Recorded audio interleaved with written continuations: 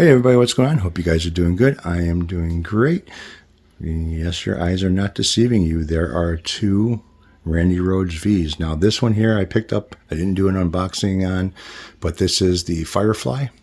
And that's the Chinese piece of crap, which it is a piece of crap. I went over it and kind of tweaked a few things on it and kind of went, it's not worth trying to fix as far as fretwork goes and stuff like that. I'm just going to leave it, probably just get rid of it.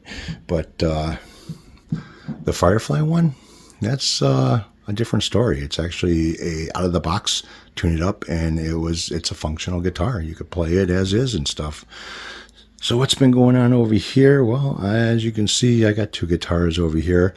This one I just finished. This is the Warmoth body, and this is done with black and white. Nothing fancy, nothing spectacular about it, but it matches the photo pretty much exactly like it's supposed to, the way that the owner wants. So I'm waiting for this to dry up before I kind of do a little bit more work to it. I have to fog in this area over here. And yeah, so that's going to hang around for a bit. This one here, well, this is the Epiphone Muse. And as you can see, the pattern isn't quite the same. It's a little bit different, and that's what I wanted. I didn't want to make a copy of somebody else's guitar. So I kind of did this my own way. And I didn't fog in this area over here because I don't want it to fog in. It's just going to hide a lot of it. So this one consists of a black diamond, which has a candy teal blue in it. And the squares, the original squares, were done in a metallic bright silver. And I went over the whole guitar with the candy teal blue, including the binding. So everything got teal blue to it. So if I bring you real close, you can see that teal blue in it. So between the black diamond with the flake and the teal blue, it's getting double the metallic look. And the nice thing about this, which ends up pretty cool too, is check out the logo.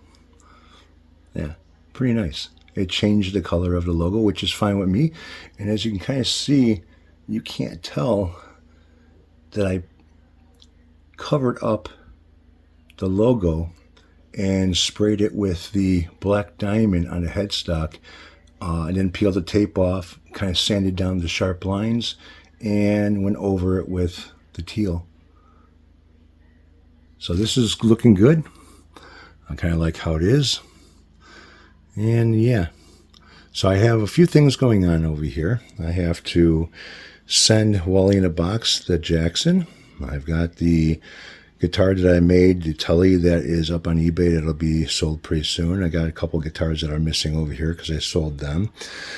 All these guitars that are in here, besides this Randy Rhoads, I'm going to get rid of that one somehow.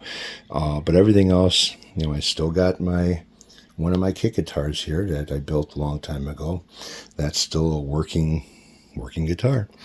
But I have a bunch of cases over here with some guitars inside of them that I'm going to end up kind of thinning out. I'll keep my ESPs, I'll keep my Ibanez, I keep my Jackson. The Jackson Soloist was basically one of the first guitars that I ended up getting.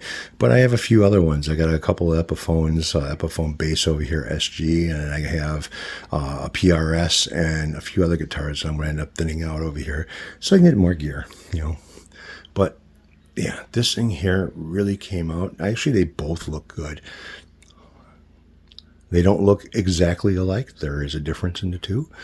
Now, this was kind of hard to do because the original photo of the kind of a Les Paul shaped body, but not quite a Les Paul shaped body, I had to kind of remeasure the squares to try to get them as even as possible with this body so I could fit all the squares on here. If I went with the original measurements of the squares, I wouldn't have been able to fit the amount of squares that's on here going across and stuff, because it's supposed to be like 11 rows down and 9 rows going across.